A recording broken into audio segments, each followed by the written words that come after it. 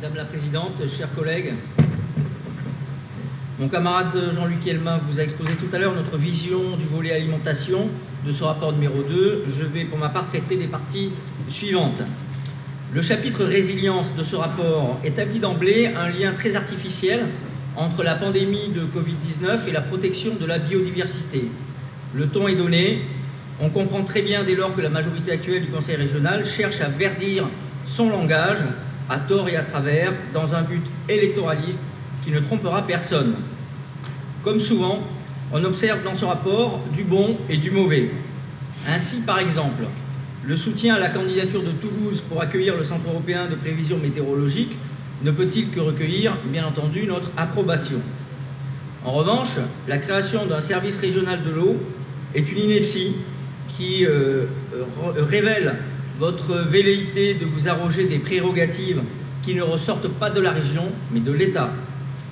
C'est le même abus de langage qui vous pousse à parler de souveraineté régionale, alors qu'il n'y a en République, une et indivisible, qu'une seule souveraineté, la souveraineté nationale.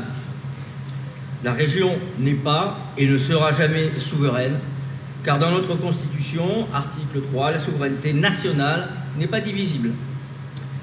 Depuis la création par l'État des agences de l'eau, par des grands bassins versants, en 1964, et la mise en place des comités de bassin par la loi de 92, les structures de gestion de l'eau existent déjà et fonctionnent très bien, y compris au niveau local, avec des schémas d'aménagement de l'eau au niveau des sous-bassins.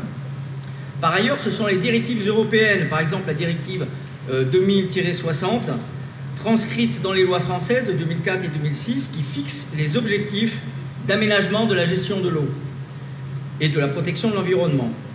Ce n'est donc pas la région.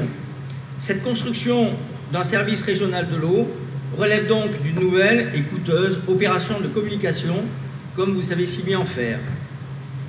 De même, quelle idée saugrenue que de créer une 14e réserve naturelle régionale sur le site du massif du Montius en Haute-Pyrénées, alors que celui-ci se situe déjà au sein du parc national régional des Pyrénées, du parc naturel régional des Pyrénées, avec toutes les restrictions que cela implique déjà pour la vie locale.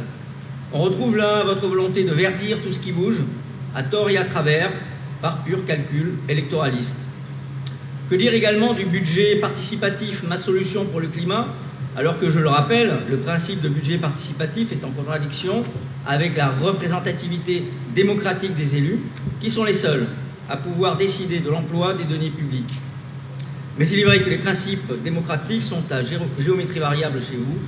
Vous nous en avez fait maintes fois la démonstration. La Convention citoyenne, aux objectifs très vagues que vous nous proposez dans ce rapport, est parfaitement à l'image de votre vision de la démocratie. Elle sera composée d'une centaine de citoyens tirés au sort cet été. Le tirage au sort pour décider de nos orientations et de nos budgets, c'est démocratique ça? Et depuis quand? Qu'en est-il de l'égalité des citoyens entre eux? Votre vision de la démocratie, c'est donc le tirage du loto, encadré on ne sait comment, mais toujours de façon opaque et encore une fois hors de tout contrôle de l'opposition. En mettant sur pied cette énième et très coûteuse instance, vous vous voyez peut-être en révolutionnaire sous la Convention de 1792, mais vous auriez dû trouver meilleur exemple, car vous n'êtes pas sans savoir que le président du comité de salut public issu de la Convention a connu une fin malheureuse. Et c'est lui qui, au final, a perdu sa place et sa tête avec. Opération de communication, opération de verdissage, ce rapport accumule les prétentions mal placées de pseudo-souveraineté régionale et les affichages inutiles. Mais les intentions dans les domaines agricoles et alimentation restent cependant en grande partie louables. C'est la raison pour laquelle nous ne sanctionnerons pas ce rapport, mais nous nous abstiendrons. Merci.